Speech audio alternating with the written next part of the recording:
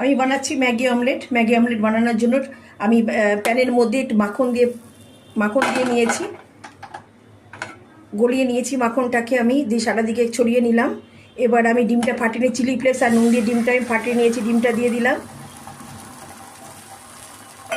ডিমটা একটু সেট হোক।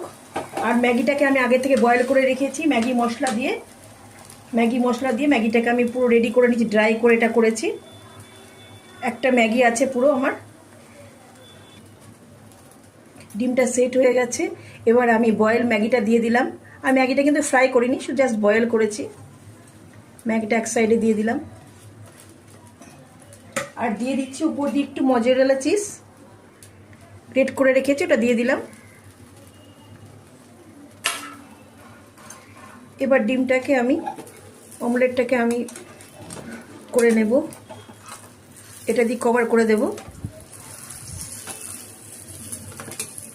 দেখুন কি সুন্দর হয়ে গেল, সেটিং হয়েছে।